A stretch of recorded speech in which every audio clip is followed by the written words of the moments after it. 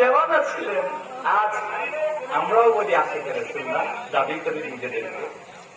কতটি রাত কেঁদেছি নবীর দিদারের জন্য, কতটি রাত আমরা জাগ্রত থেকেছি নবীকে পাওয়ার জন্য।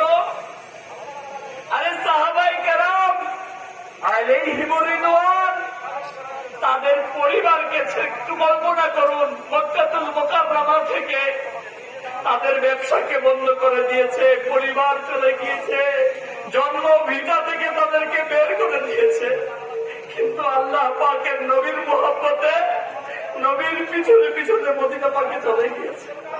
কিন্তু হায় আফসোস, আজ আমি মুসলমান, নিজেকে দাবি করি আশিকে রাসূল, নিজেকে বলি, কিন্তু আমার কাছ থেকে সুদ ছুটে না, আমার কাছ থেকে ঘুষ ছুটে না।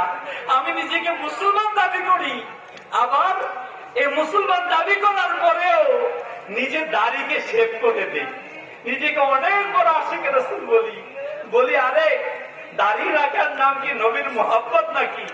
যদি দাড়ি রাখার নামই মহব্বত না হতো, তাহলে আবু বকর, ওমর, উসমান, আলী রাদিয়াল্লাহু তাআলা আজমাইন দাড়ি রাখতেন না। যদি দাড়ি রাখার নাম মহব্বত না হতো, গাউসে পাক খাজা পিয়া মুজদ্দেদ আলমি সানি বাউদ্দিন নকশবন্দি আলা হাতে দাড়ি রাখতেন না। মহব্বতের নিশানি হচ্ছে দাড়ি রাখা। প্রিয় ইসলামী ভাইরা, আমি নিজেকে আশিকে রাসূল দাবি করি, আবার গুনাহের মধ্যে লিপ্ত করি। আমি নিজেকে আশিকে রাসূল দাবি করছি, আমার মেয়েকে বেপরদার মধ্যে ছেড়ে দিয়েছি।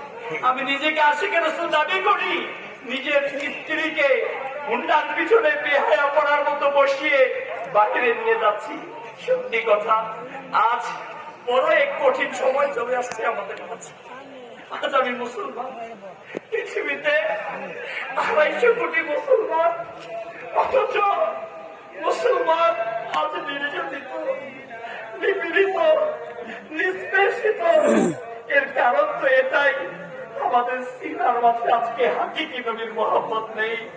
আমাদের সিনার মাঝে আল্লাহ